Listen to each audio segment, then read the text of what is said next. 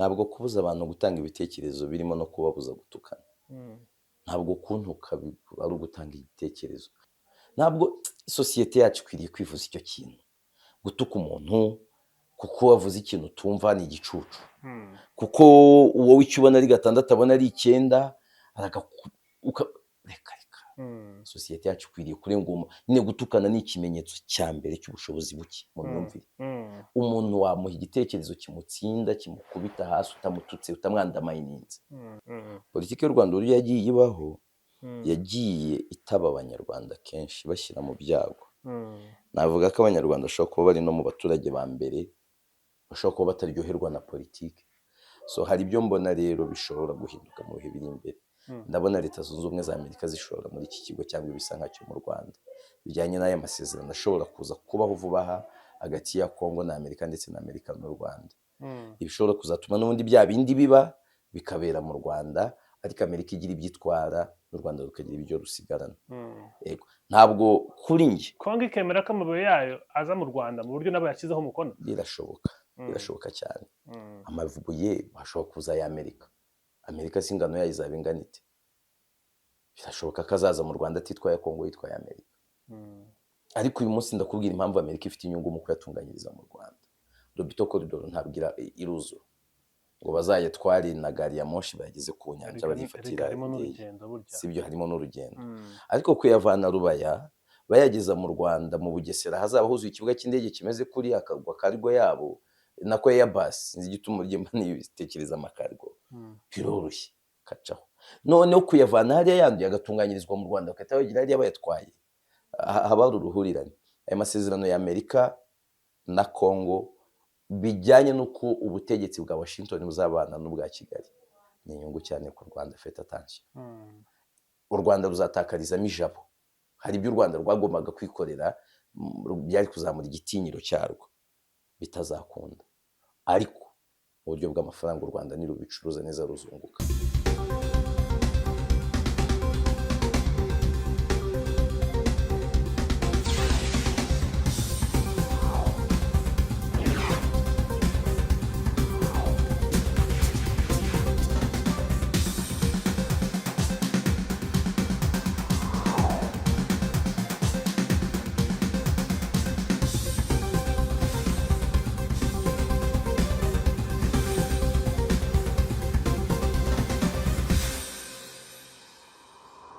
Umupira w'amaguru kuruta ahandi hose burya na politike ibona ko abanyarwanda basa nk'aho bari ku murongo umwe, ariko mu mupira w'amaguru ubona ko ariho hantu hameze nk'uko wavuga amashyaka ya politike ahubwo bitandukanye mu bindi bihugu. Hari n'uburyo bijyanye burya batazakubeshya ingaruka za politike. Imyitwarire mibi ya politike ishobora kugira ingaruka ziba mu isaha imwe, bishobora kuvamo igikorwa kibi kiba mu isaha imwe, ingaruka abantu bakazazifiringa mu binyacumi by'imyaka. Politike y'u Rwanda uko yagiye ibaho yatumye abanyarwanda aho nagana no komeza umbwira niki cyazura aho habi umupira w'u Rwanda ugeze. Yego, politike y'u Rwanda uburyo yagiye ibaho yagiye itaba abanyarwanda kenshi bashyira mu byago. Navuga ko abanyarwanda bashobora kuba bari no mu baturage ba mbere bashobora kuba bataryoherwa na politiki. Niyo mpamvu n'ibiganiro bya politiki ntuzabona babikurikira cyane. Nibashyiraho posite zisaba kwiyamamaza ntabwo ari ahantu uzabona babirwanira cyane. Ntabwo ari igihugu uzabona abantu barwana no gushinga amashyaka buri munsi. Bishingiye ku ngaruka ibyo byiciro byagize ku banyarwanda. Abanyapolitiki n'iki bakoreye abanyarwanda, ayo mashyaka n'iki yakoreye abanyarwanda, ababishyushyemo bagashyira mu byotori byagenze biti. Abanyarwanda ni abanyabwenge, sinzi nimba hari ubidutaho. Ibyo nta wabitindaho. Bakabireba rero bakavuga bati okay, tubigende mu gake. Ariko uwo mupira wo mu gihe ibibazo byari bihari abanyarwanda bamwe bica abandi, basi nibura nyuma yaho umupira uri mu byagerageje kunga abanyarwanda. Umupira nanone mu gihe politike zo zitabaye uniforme, ubona ko umupira usa nkaho uri uniforme. Bya byishimo byo gusimbuka ukanatanga ubwisanzure umuntu atabona muri politike. Niyo mpamvu none ukeneye ko abantu dukoreshaho politike tuzaza kuvuga nk'abanyamakuru ba siporo. Biragoye. Umunyamakuru wa siporo ubanza hari nanjye nuko ukuntu ndi kuvuga nyine nuko ndi kuvuga hari siporo ntazi uburyo twavuze siporo. Hari ibyo utavuga gutyo. Siporo yo hari uburyo ifite ubuhumekero bwinshi kurenza ibindi bisata. so icyakorwa rero nta kindi, sinzi nimba bizarindira ko umukuru w'igihugu atabara, sinzi nimba bizarindira ko abantu bitekerezaho kandi bari muri bya byiciro bitekerereza igihugu, sinzi nimba bizasaba ibihano cyangwa umwiherero abantu bakinegura bakigaya, ariko uyu mupira ukeneye kuwuha kwanza, kuwushyiramo abantu bawuzi neza, barahari bawukinnye, barahari bawize, bize. Uyu mupira ufite abantu bize batazanakoresha, utazajya ubona urimo abantu bamwe b'inkandagira bitabo, abandi utamenya ari ibiki. Umuntu witwa Leandre Bizagwira, uramuzi? Ndamuzi mu Taramazamani, yarangije kaminuza nkiga primaire. muzi ari umukinnyi ngewe kera. Yego, akina muri Kiyovu. Ari umuhanga cyane. Hari n'imodoka yabaga i Nyamirambo nditseho Bizagwira Leandre. Sawa. Canisius ntabwo yize. Uyu wibera za Butare. Basiba Abdul ntibize. Somana Abdul barasomye. Nsabimana machine no muri volley. Kandi twivugiraga football. Ariko harimo abantu benshi bize uyu mutoza mwita gute yakiniye Rayon Sport. Hano dufitemo abantu bize bafite za maîtrise bo muri sport n'iki. N'uyu Arinkira Saburiya n'umunyamashuri uyu mutoza. So tuve ku by'amashuri. Nta bandi bantu bahari basanzwe bakunda umupira bafiteho nose bashobora kuwegera. So abo nabo bari mu bari corrupt, bamwe muri bo ariko at least bafite basic skills.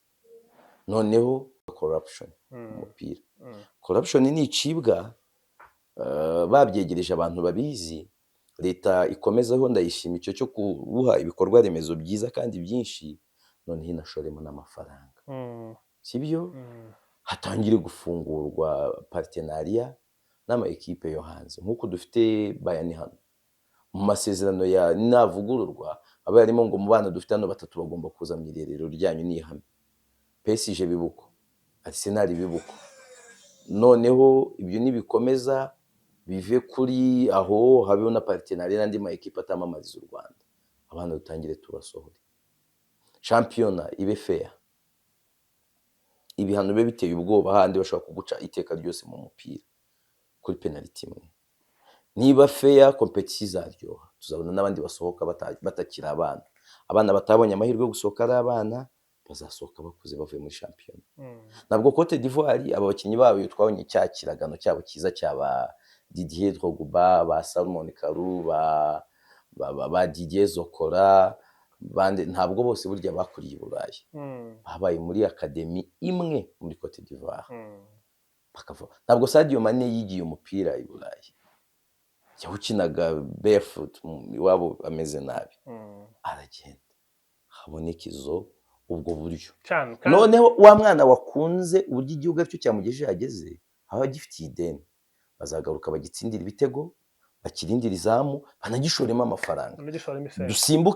Dusimbuka ko umunyarwanda atsinze igitego mu Mavubi, kandi agitsinda akinira Man U, agitsinda akinira Barca, agitsinda akinira PSG, tunasimbuka gitsindiye Amavubi, tunasimbuka yashoye imari hano.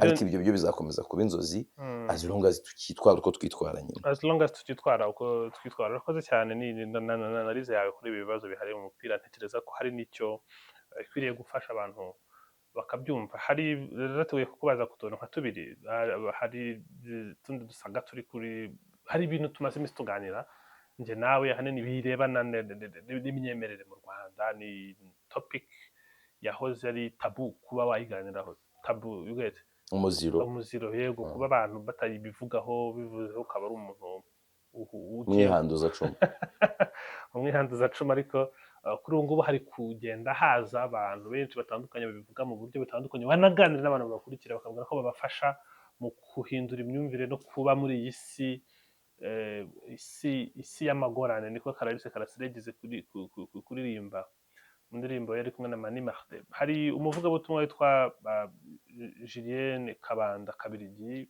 bivuga ko ari mushiki wa Gitwaza. Sinzi niba babonye ubutumwa bw'uwitwa Bakame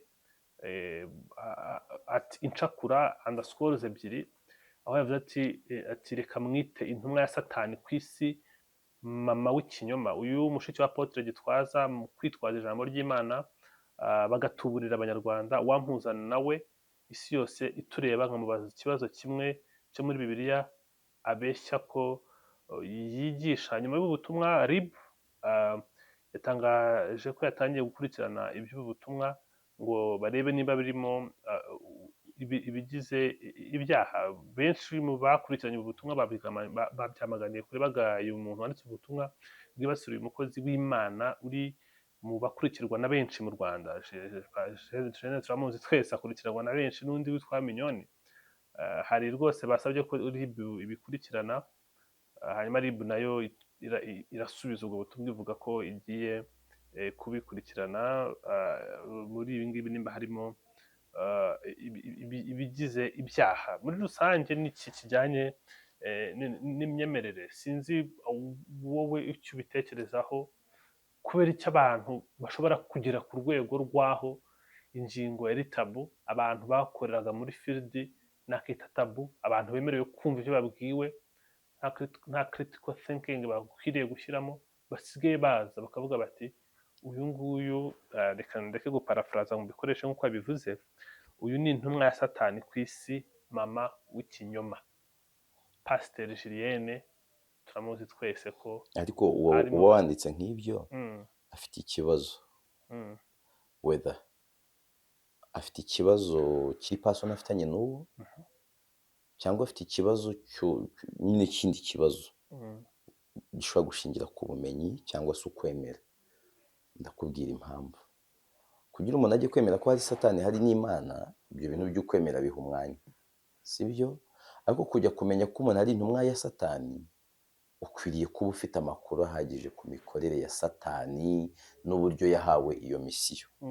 Rero rimwe na rimwe abantu tuvuge ngo abantu bagenda bajijuka buhoro buhoro, hari ukuntu abantu twitwa ngo turi kujijuka buhoro buhoro, twamenye scam ziri mu madini n'ibyo bya Bibiliya n'ibindi bitabo byigisha ibyitwa iyobokamana, ariko nanone tukabizanamo gushira isoni. Sinzi umuco nenge kuvuga ngo ubugoryi uri mu Banyarwanda wo kwerekana ko utishimiye ibintu cyangwa kunenga ibitekerezo bya kanaka binyuze mu kumutuka no kumumenasa, sibyo? Kwita ufata umuntu ngo ni intumwa ya Satani n'iki, wayo utazi ukavuga ko utemera inyigisho z'idini. Idini ni iki? Confronter les faits par les faits. Iyo abwiriza akoresha inyandiko, sibyo? Ukoresha inyandiko umuvuguruzi. Ngenda bibona nk'ari atakiri personnel kurenza ibindi. Iyo aza akavuga ati nk'amadini ya gikristo ni scam, ni nk'urugero, akazana ibimenyetso, ntabwo RIB yavuga ngo igiye kubikurikirana. Ni scam nyine. Nuko mbyemera niko mbivuze, bwana umuvugizi wa RIB n'urugero, tagira ngo niko ndi kubivuga ntagire tuza kubipfa. Yewe dore ibimenyetso mbitangira, byemere cyangwa urorere, ntacyo bari mu gihe. Wowe kuba umuntu mu isi intumwa ya Satani, we yiyita intumwa ya Yesu cyangwa intumwa y'Imana, ejo uzasabwa guprovinga ko ari intumwa ya Satani. Kandi we niyo yananirwa guprova ko ari intumwa y'Imana, uzaba usabwa guprova ko ari iya Satani. W'ibyo yiyita arabyiyitanye, noneho ibyo umwita uzabiprova ute? Ntabwo ari ikibazo, ibyo simbifata nk'ari ukujijuka cyangwa se kumenya ibindi cyangwa gutinyuka ikintu abantu batakabaye batinyuka. Reka ngo urugero, wabonye umugabo w'i Rusizi, uwo mwarimu kandi ndamuzi ariko nibagiwe izina, Imana imbabarire, uvuze ati ariko gutufata urwandiko rwandikiwe Abakorinto, ugafata urwandiko rwandikiwe Abakolosayi ukarusoma uri mu biryo, urakureba ko ari ubujajwa buhera, ko no mu mategeko babihana gusoma inyandiko itari iyawe, sibyo? Uri kumva nk'uwo muntu azanye challenge, arachallenginga scientifically. Abandi bazanye ibintu bigisha spiritually, he's challenging spirit with science. Iyo yakabaye ari deba itagize icyaha. Wakakubwira ati niba Yesu ari umunya-Isiraheli, cyangwa ndi umunyarusizi, gikunda mvura, ahinduka Imana yanjye ate? Afite uko challenginga. Ariko ugeze igihe uvuga ngo igira neza kuko ibabi yemera simbyemere n'imbwa, nawe ntabwo nsabye ngo baze kumukandakanda hepfo iriya, ariko icyo mvuga nyine ntabwo yiyexikije niyo batamufunga cyangwa ngo bamuhane. Njye ntabwo ndi umuntu belivinga mu bintu biza kubabaza abantu, kandi nimba pasiteri wakomerekejwe nawe asanzwe yemera Imana, nibwira ko wamwegera wayemera Imana, agira n'abayoboke benshi akavuga ati rwose miya kurupa, hari ibyo nari nanyweye birantenguha, cyane hari ibyo nari nanyweye niko mbyemera, ariko mbabarira. RIB ikwiriye kumwumva ikareka pasiteri akagira uruhare runini kurenza RIB, ariko ndabifata mu ariko hari byinshi biri bwangirike ku izina rye, umuntu uhagarara imbere y'imbaga ntabwo bishoboka. Reka nkubwire papa, reka nkubwire, umunyonzi afite bike byo kwangiza ku mushoferi, umushoferi w'ivatiri afite bike byo kwangiza ku mushoferi w'ikamyo, umushoferi w'ikamyo afite bike byo kwangiza ku mupilote. Urareba ngo uwavuze yavuze kuri nde, wari afite ihe influence. Ni nka kwa kundi ushobora kubona imbwa yamukeye intare, burya intare ishatse yanakiryamira igasinzira, nta kintu biza kwangiza kinini. No kumukurikirana akabwira RIB ati mumukurikirane, no gukumira abandi bashobora kuba nkawe bakaba benshi. Buriya batakubeshya nubwo kwishyira hamwe kw'imbeba bitazigira ipusi, ariko zabaye nyinshi zasakuriza ipusi. Burya niyo zitayirya azayibuza ibitotsi. Ni muri iyo sansi, ni muri uwo murongo biri kuganamo. So nta bwoba bw'uko bishobora gutuma n'abandi bantu bibasira abakozi b'Imana. Niyo mpamvu nyine haje iyo gardefu, uko kumukurikira no kumukurikirana ni nko kuvuga ngo n'abandi mwabitekerezaga nimurebe. Hanyuma kuri iyo gardefu ukomojeho, abantu bavuga bati hari ibintu biba by'izo gardefu ziza bigasa nkaho bikubye ubwisanzure bwo gutanga ibitekerezo. Abantu bakaba bameze nkaho bari censored, baravuga baziga kubera ko batazi kiri bukurikire. Ntabwo ushobora kuba nawe wabishyira muri kategori yo kubuza abantu gutanga ibitekerezo mu buryo bwisanzuye. Ntabwo kubuza abantu gutanga ibitekerezo birimo no kubabuza gutukana. Ntabwo kuntuka ari ugutanga igitekerezo, ntabwo ari uburenganzira bwawe. Imyaka umaze muri uyu mwuga, ndakeka hari nawe 10 iri hafi. Naho hafi kabisa. Kutaratukana wahombye iki mu buryo bw'umwuga? Nta bitekerezo watanze se? Rimwe na rimwe umuntu akanaguhamagara akavuga ati ibitekerezo wantanze sinabyishimiye, ko ntawe urakuregaza. Nuko nyine uzi gutandukanya umuntu n'ibyo ugiye kumuvugaho. Ntabwo sosiyete yacu ikwiriye kwivuza icyo kintu, gutuka umuntu kuko wavuze ikintu utumva ni igicucu, kuko wowe icyo ubona ari 6 abona ari 9, reka. Sosiyete yacu ikwiriye kurenguma nyine. Gutukana ni ikimenyetso cya mbere cy'ubushobozi buke mu myumvire. Umuntu wamuha igitekerezo kimutsinda, kimukubita hasi, utamututse, utamwandamayininze. Niyo mpamvu mvuga ngo nk'uyu nguyu nyine imbere ya pasiteri yerekanye guciririka. Ntabwo ari byo. Rero izo mbuga nkoranyambaga, kandi sinjuzanye iyo mvugo, zatanze ubwisanzure mu gutanga ibitekerezo, biranihuta, ariko nyine zanabihaye bamwe badafite ubushobozi bwo kubishungura. Abantu ariko bagomba kubana nabyo, kandi nabyo ni ngombwa. Abantu bagomba kubana nabyo, kandi ni ngombwa. Nari nkomeje kuri RIB aba nabo gukurikirana, ntabwo iramuta muri yombi, ishobora kutamuta muri yombi. Ntabwo abantu bose RIB bata muri yombi. Sinangombwa kumuta muri yombi.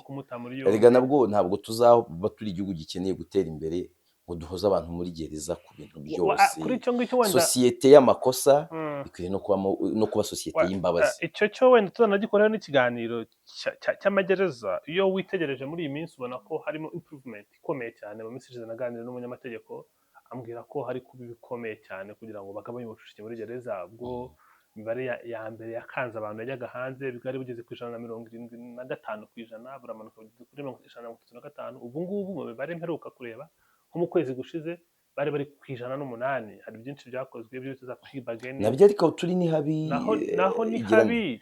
108% tuanze twumve ngo dufunze abantu barenzeho twakabaye dufunga. Ikintu twakabaye twishimira. Twakabaye tuvuga ngo nta gereza nimwe dufite mu Rwanda irimo umuntu. Hari ibindi bihugu ndaguhingiro mu Buholande, no kureba ibindi bihugu abantu basigaye bajya gukora ndabyita nko gutembera, ubukerarugendo. Turebe muri gereza hasa gute. Gereza igatora umusaka kuko yabuze uwifunga. Tukwiriye kubanza kubaka iyo sosiyete y'abantu tudakeneye gufunga. Dukwiriye ariko no kubaka systeme juridique yacu idahoza ifite amategeko arinda rubanda aho gutunga abantu barinda amategeko cyane rwose. sibyo gufunga niyo ushaka kumbwira ngo ni 95 nushaka kumbwira ko ari 70 still tuba tugifite abantu benshi kurenza abakwiriye kuba bafunze. icyo ndacyemera, ni nk'uko umuntu wese adakwiriye kuba arwaye, nta muntu ukwiriye kuba ukorora, ariko nanone mu gihe ya nkorora ihari ugakorora ucira, burya ubugabanya. niyo mpamvu ngewe aka progress kose nkakomendinga kugira ngo byibuza n'uwo mubare wifuza nawe uzagerweho, kuko ntabwo uzagera kuri 50% n'urugero utavuye kuri 175 ngo ugere ku ijana ukomeze umanuke. byibuza iyo progress ikomeje nk'uko iri kugenda, natwe tugakomeza turi hungry, ntitutume abantu bavuga bati uko biri hano bimeze neza.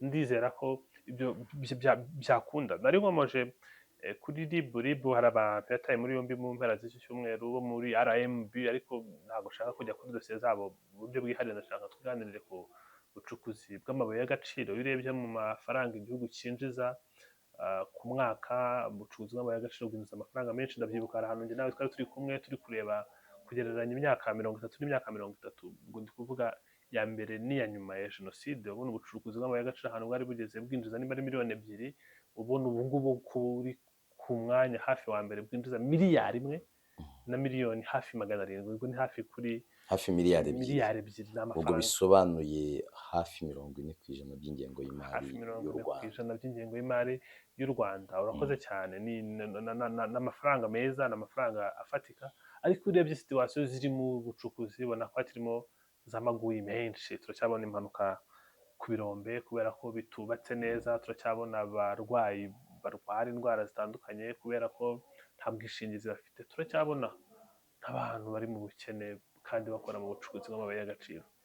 iki kintu ugisesengura ute? ese iyo abantu batawe muri yombi gutya nk'uko biri kugaragara, biba ari mu nzira yo gukemura ibibazo cyangwa haba ari ibindi ntakubeshye, ntabwo abantu nigeze menya ngo bakurikiranyweho iki, ngo nigeze nkimenya. ntabwo nabikurikiye, naba mbeshye. ariko uko byagenda kose ni urwego rwiyubaka. kuba harimo uko gutera intambwe mu myaka 30 tukava kuri 2 miliyoni z'amadolari, umunsi tukagera hafi 2 miliyari z'amadolari, harimo gutera imbere kuri hejuru cyane, kuri hejuru cyane mu bijyanye no gucukura. yego. niyo ugiye kureba twagiye tureba, hari aho tuzi bacukura, ureba na kondisiyo z'ubuzima bw'abacukura barazimprovinga. rero nk'igihugu nk'u Rwanda kigikennye ntabwo hakiburamo inzitizi. hasigaye kumenya ahubwo ngo acukurwa yose aca aho yakabaye aca, cyangwa aba bafunzwe harimo abayatwara. ese abagenewe kurindwa ingaruka zo gucukura amabuye nabi bararindwa? ibibazo byo ntibyabura, ariko sekiteri y'ubucukuzi bw'amabuye y'agaciro mu Rwanda iri mu zimprovinze kandi vuba cyane. ubuzima bw'abakozikoramo bo nabwo bwari improvinze, gusa haracyarimo ibibazo. yego haracyarimo ibibazo. mbere abantu bashoboraga kumanuka munsi nta oxygen bakajya kuri, nta rumuri. mbere bashoboraga gucukuza intambi gusa, kubita umusozi basatura n'ibindi. uzarebe ngubu bikoreshwa ryari, kangahe, habaye iki. tekinike zikoreshwa ziri improvinga. ntabwo navuga ngo ni bwiza, ariko hari aho byavuye, hari n'aho bigana. hanyuma kuri contribution y'ubucukuzi bw'amabuye mu Rwanda, usesengura ute gold refinery ihari mu Rwanda? yafashije iki? bayifatiye ibihano ejo bundi, wenda ushatse unanabyagura urebe no kuri bagashaka bo hake, yaba ihagaze ari menace ite kuri babandi bakunze kuza birebera munsi y'ubutaka bwa Afurika? ubwo iyo uvuze gold refinery ubwo uvuze Gasabo. ya Gasabo, yego. ariko iri like physical yubatse hehe? ni bwa kari Masoro, niko mbitekereza nkurikije ibyo narebye kuri internet. ubundi igitekerezo cyayo cyari igitekerezo cyiza, ndetse navuga ngo kudesha po ku muntu agitekereje. hari imishinga mu Rwanda itekerezwa ukavuga ngo umuntu awutekereje ni umuhanga. u Rwanda rushobora kutagira amabuye menshi yo kuza gutunganywa, kuko amabuye u Rwanda rufite munsi y'ubutaka ntabwo ari menshi. in case yo tubwirwa yaba ariyo, ariko njye njya nkunda kwizera ko tubwirwa ari make ku y'u Rwanda rufite. Yeah, you're right. Niko nkunda kubyizera. Ni muri Ariko nimba yo tubwirwa koko ari amabuye afite agaciro ka miliyari 155 z'amadolari y'abanyamerika, ni make. Kugira rero ikigo nka kiriya ubwabyo byari igitekerezo kibyibushye, kuko ni ikigo cyari cyonyine mu karere turimo, kandi cyongerera agaciro amabuye y'agaciro, kiyatunganya abantu ntibayatwara gisize ibyondo, ibintu bitungura cyane ibihugu bya Afurika. Nabibonagamo rero ikintu gishobora kuzanira u Rwanda inyungu y'amafaranga, ariko ikintu gishobora no kuvamo agaciro, gishobora gutuma abantu bishima ko bakoreye abandi ariko abo hari icyo babahaye. None ugasanga u Rwanda uretse gucukura yo rufite ruranungukira mu y'abandi, abandi bakazana nyine kuyogesha. Ni ikintu cyiza. Uyu munsi rero kuba ntabwo cyafunzwe ahubwo cyarahanwe, kiracyakora ariko ntabwo kigikorera aho cyakoreraga hose. So hari ibyo mbona rero bishobora guhinduka mu bihe biri imbere. Ndabona Leta Zunze Ubumwe za Amerika zishobora muri iki kigo cyangwa ibisa nkacyo mu Rwanda, bijyanye n'aya masezerano ashobora kuza kubaho vuba aha hagati ya Kongo na Amerika, ndetse na Amerika n'u Rwanda. Ibishobora kuzatuma n'ubundi bya bindi biba bikabera mu Rwanda, ariko Amerika igira ibyitwara n'u Rwanda rukagira ibyo rusigarana. Yego, ntabwo kuri njye Kongo ikemera ko amabuye yayo aza mu Rwanda mu buryo nabo yashyizeho umukono. Birashoboka cyane. Amabuye ashobora kuza ya Amerika si ingano yayo izaba ingana ite? Birashoboka ko azaza mu Rwanda atitwaye Kongo, yitwaye Amerika. Ariko uyu munsi ndakubwira impamvu Amerika ifite inyungu mu kuyatunganyiriza mu Rwanda. Lobito Corridor ntabwo iruzura ngo bazayatware na gari ya moshi bageze ku nyanja barifatira, sibyo, harimo n'urugendo. Ariko kuyavana Rubaya bayageza mu Rwanda mu Bugesera, hazaba huzuye ikibuga cy'indege kimeze kuri akagwa kargo yabo nako Airbus, sinzi igituma urye nibitekereza amakargo, biroroshye kacaho. Noneho kuyavana hariya yanduye agatunganyirizwa mu Rwanda bakahita bagira hariya bayatwaye, haba hari uruhurirane. Aya masezerano ya Amerika na Kongo bijyanye n'uko ubutegetsi bwa Washington buzabana n'ubwa Kigali, ni inyungu cyane ku Rwanda. Fete attention, u Rwanda ruzatakarizamo ijabo. Hari ibyo u Rwanda rwagombaga kwikorera byari kuzamura igitinyiro cyarwo, bitazakunda. Ariko mu buryo bw'amafaranga u Rwanda nirubicuruza neza ruzunguka. Mu buryo bw'amafaranga u Rwanda nirubicuruza neza ruzunguka. Ari ukomeje ku masezerano turi kugana ku musozo. Aya masezerano yaba ari twayasobanura nk'iherezo ry'ibi bibazo bimaze igihe bimeze nabi, twari twabiganiriyeho mu minsi ishize, ariko se ko mu byasinyweho nk'uko twabibonye Leta Zunze Ubumwe za Amerika bishyize hanze, nta mention n'ijambo M23 irimo, barasobanura imitwe iri non state itari leta bayivugaho. Ariko iyo mitwe na M23 irabirongingaho, irimo irabirongingamo ahangaho ugaragaye. Urabona niba umutwe ufite imbaraga mu buryo ushobora kurwana ugafata ibice binini, kapitale za Sud na Kivu. Aya masezerano urabona ari bukemura ikibazo ate? Wenda mu magambo make ntabwo turi bubitindeho, bavuzemo byinshi, bavugamo n'iby'impunzi, bavugamo n'ibitandukanye, ariko M23 nitahabwa ijambo mu buryo bwihariye, urabona iri bwemere kurekura gutyo gusa kuko Amerika yasinye, cyangwa ishobora kurwana wenda igatsindwa ariko yarwanya. Biragoye cyane ibi bintu byasaba, ntabwo nkunda gukora rya sesengura rimeze nk'ubuhanuzi. Hari ibyo umuntu ashobora gupredictinga kubera andi makuru afite. M23 iyo birebye muri iki kintu u Rwanda rwasinyanye na Amerika, harimo ikintu abantu batitayeho. Abantu bazi kwita ku ngingo ya 5 muri ariya masezerano hagati y'u Rwanda na Kongo. Afite ingingo 6 ariko zigiye zifite udusabo tuto. Iriya yitsa kuri ya resolution ya 2773 yo muri UN Security Council. Iriya resolution itegeka u Rwanda kuvana ingabo zarwo ku butaka bwa Kongo, ibintu u Rwanda rwakomeje guhakana ko sitariyo. Nanone kandi igategeka M23 kurekira ikava mu bice ifite, including Goma, Bukavu na hehe, sibyo? Nimba rero basubizamo ko hariya bazafasha MONUSCO kubahiriza ko biriya bintu bishyirwa mu bikorwa, deja MONUSCO yamaze guhabwa izo nshingano zo kubizafasha kubishyira mu bikorwa. Nimba bizaba rero ntawe ubizi.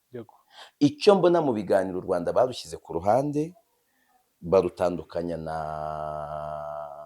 badutandukanyije na M23 nk'ibisanzwe. Ni nayo mpamvu ibi byabaye nyuma y'iminsi mike M23 ubwayo n'ubutegetsi bwa Kinshasa bafite ibyo basinyiye i Doha muri Qatar. U Rwanda na Kinshasa bajya gusinyira muri Leta Zunze Ubumwe za Amerika. Ni nk'aho uyu munsi Kinshasa ihanganye n'u Rwanda ukwarwo na M23 ukwayo, banze kuvanga amasaka n'amasakeremo. Rero kuvuga ngo M23 izarwana izagira iki biragoye, kuko wajya kubona ukuntu ejo M23 nyine n'undi ifite amasezerano ahitandukanye n'u Rwanda n'ibiganiro bitandukanye n'u Rwanda ihisemo gukomeza kurwana. Tugasiga twibaza ngo ese nimba yari ifite support y'u Rwanda niza kubita ifite iraza kwihagararaho, none se niza kuba yihagazeho Amerika irongera ikoresha FIB, haraza kuba iki? Ibizaba nabwiye abantu hano ngo bajye bihangana, ibintu bya Kongo nge mbibona nka filime, kandi filime nziza iba ifite surprise na suspense. Ibihe biri imbere biduhishiye gutungurwa, hari ibintu byinshi uyu muntu tubona atabwira abantu. Ivere kangushimira cyane. Wakoze cyane.